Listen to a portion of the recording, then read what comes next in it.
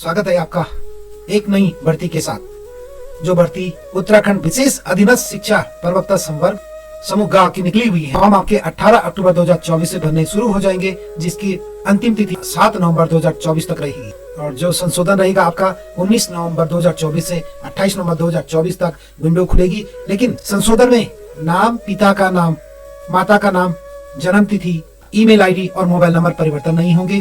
इसके अलावा आपकी जो भी करेक्शन होगा वह संशोधन आप कर सकते हैं। तो इसलिए आप फॉर्म को अच्छी तरह से पढ़ें और उसके बाद ही फॉर्म को फिलअप करें। तो चलते हैं इसकी विज्ञप्ति की तरफ। वैकेंसी है, क्या क्या क्वालिफिकेशन मांग रखी है, आपके जो भी डॉक्यूमेंट रहेंगे वह विज्ञप्ति की अंतिम तिथि तक वैलिड होने चाहिए। तो आप एक से अधिक विषय के लिए आवेदन कर सकते हैं, जिसके लिए अभ्यर्थी को एक ही ऑनलाइन आवेदन करना होगा। पुरुष अभ्यर्थी केवल सामान्य शाखा तथा महिला अभ्यर्थी दोनों शाखाओं में अप्लाई कर सकते हैं, महिला शाखा और सामान्य शाखा। यदि आपने एक से अधिक विषयों में आवेदन किया है तो आपको प्रत्येक विषय हेतु शुल्क एवं प्रोसेसिंग शुल्क अलग अलग से जमा करना होगा। उदाहरण के लिए, यदि आपने सामान्य श्रेणी की महिला अभ्यर्थी प्रवक्ता हिंदी तथा प्रवक्ता अंग्रेजी दोनों विषयों हेतु अनिवार्य शैक्षिक अर्हता धारित करती हो और वह दोनों शाखाओं सामान्य एवं महिला शाखा के उक्त विषयों हेतु आवेदन करती है, तो उनको दोनों शाखाओं में हिंदी प्लस प्रवक्ता अंग्रेजी एवं महिला शाखा प्रवक्ता हिंदी प्लस प्रवक्ता अंग्रेजी दोनों में, चारों में अप्लाई करते हैं तो उसमें आपको प्रोसेसिंग शुल्क अलग अलग देना हो। तो इसमें 613 जो अलग अलग विषयों में वैकेंसी निकली हुई है। सामान्य शाखा में 550 पद एवं महिला शाखा में 63 पद है। तो जो सामान्य शाखा है उसमें आपका महिला भी अप्लाई कर सकती है और पुरुष तो अप्लाई करेंगे ही, और महिला शाखा में केवल महिला ही आवेदन करेंगी। तो चलते हैं रिक्तियों की तरफ। प्रवक्ता संवर्ग जो सामान्य शाखा का है, विषयवार 550 पद है। इसमें आपके जो पद हैं उसमें रिक्तियों की संख्या दे रखी है। अनुसूचित जाति में कितनी पोस्ट है, अनुसूचित जनजाति में कितनी पोस्ट है, अन्य पिछड़े वर्ग में कितनी, आर्थिक रूप से कमजोर वर्ग और जो जनरल में है उनकी कितनी पोस्ट है। तो यहाँ पे आप देख सकते हैं जो भी पोस्टें हैं 69 पोस्ट है, जैसे 69 पोस्ट है।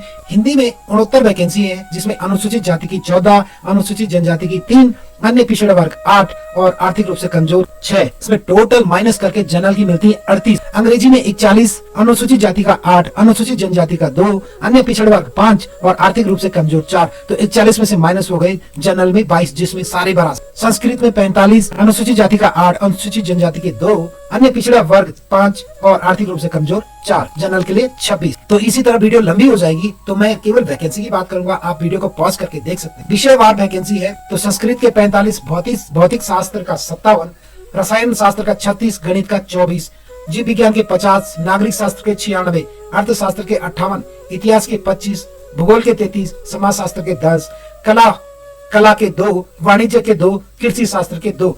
तो डायरेक्ट लिए चलते हैं। आपको 550 पोस्ट है, जिसमें अनुसूचित जाति की 100 पोस्ट है, उस अनुसूचित जनजाति की 21 पोस्ट और अन्य पिछड़ा वर्ग 70 पोस्ट, आर्थिक रूप से कमजोर वर्ग 49 पोस्ट और जनरल में 310 पोस्ट। ये आपका क्षैतिज आरक्षण है, जो विषयवार क्षैतिज आरक्षण। तो इसमें से भी आपके जो अनुसूचित जाति की 14 पोस्ट है, उसमें महिलाओं की 3 पोस्ट है अनुसूचित जाति की। इसमें से क्षैतिज आरक्षण भी आपका 30% महिला, 5% अनाथ बच्चे, कुशल खिलाड़ी 4%।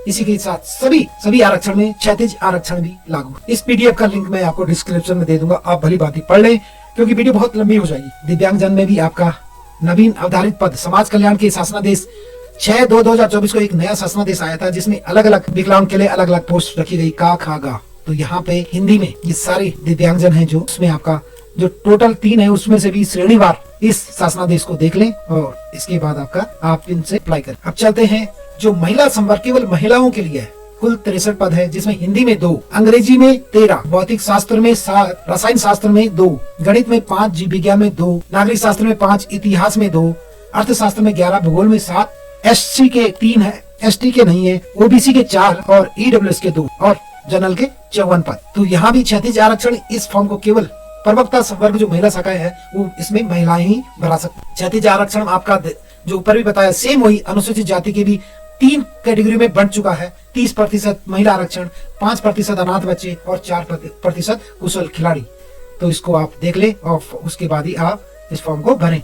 दिव्यांगजन में भी जो पद हैं उसमें भी आपका कैटेगरी वाइज जो शासनादेश 6/2/2024 को लागू हुआ है उसके आधार पे आपको कैटेगरी वाइज दिव्यांगजन का लाभ मिलेगा। पद नाम प्रवक्ता संवर्ग में आपका माध्यमिक शिक्षा विभाग, जिसमें पदों की संख्या 613, 550 पद सामान्य शाखा और 63 पद महिला शाखा के। वेतनमान आपका 47,600 से लेके 1,51,100 बेसिक पे लेवल 8 में रहने वाला है। और पद का स्वरूप आपका अराजपत्रित अस्थायी स्थायी अविरल अंशदायी पेंशन योजना में है। 2005 के बाद पेंशन। उम्र की सीमा की बात करें तो उम्र आपका 21 साल से लेके 42 साल तक रहेगा। और जो आपका कैटेगरी वाइज आरक्षण श्रेणी में जितने भी आते हैं उसमें आपको उस आयु सीमा का लाभ मिलेगा। इसमें आपका अनिवार्य और अनिवार्य आ रहता है प्रवक्ता समाजशास्त्र, भूगोल, अर्थशास्त्र, इतिहास, भौतिक शास्त्र, रसायन शास्त्र और गणित अंग्रेजी में भारत में विधि द्वारा स्थापित किसी विश्वविद्यालय में आपको स्नातकोत्तर पीजी होना चाहिए। और आपके पास राजकीय या सरकार से मान्यता प्राप्त प्रशिक्षण संस्थान में एलटी डिप्लोमा या भारत में विधि द्वारा स्थापित किसी विश्वविद्यालय में शिक्षा शास्त्र में स्नातक उपाधि बीएड आपका होना चाहिए। इसी के साथ नागरिक शास्त्र में भी आपका बीएड और आपके विषय के अनुसार आपके पास डिग्री होनी चाहिए। सभी विषयों में समान शैक्षिक अर्हता और योग्यता मांग रखी है। अन्य बातों को समान होते हुए सीधी भर्ती के मामले में उन अभ्यर्थियों को अधिमान दिया जाएगा कि इसको जिसके पास प्रादेशिक सेना में कम से कम 2 वर्ष सेवा की हो या नेशनल कैडेट कोर बी अथवा सी प्रमाण पत्र, इसमें भी आपको पॉइंट मिलेंगे। एनएसएस का सी प्रमाण पत्र प्राप्त किया हो। सभी विषय में आपका विषय वाइज आपके पास सब चीज होना चाहिए। एक चीज है इसमें जिसमें बीएड नहीं मांग रखा है, कला वर्ग। भारत में विधि द्वारा स्थापित किसी विश्वविद्यालय से रेखांकन और चित्रकला, ड्राइंग एवं पेंटिंग, डिजाइन कला, पेंटिंग, पोस्ट ग्रेजुएशन आपका होना चाहिए, जिसमें आपका केवल कला वर्ग में। बाकी आपका हर जगह सब्जेक्ट वाइज पोस्ट ग्रेजुएशन होना चाहिए। उसके बाद आपका बीएड अनिवार्य है। आयु की गणना आपको 1 जुलाई 2024 से ली जाए। सीधे आपका जन्म 2 जुलाई 1982 से पूर्व का नहीं होना चाहिए और 1 जुलाई 2003 के बाद का नहीं होना चाहिए। और बाकी जो भी आपके आरक्षण है उसमें आप शासनादेश अनुसार आपको वर्षवार छूट मिलेगी।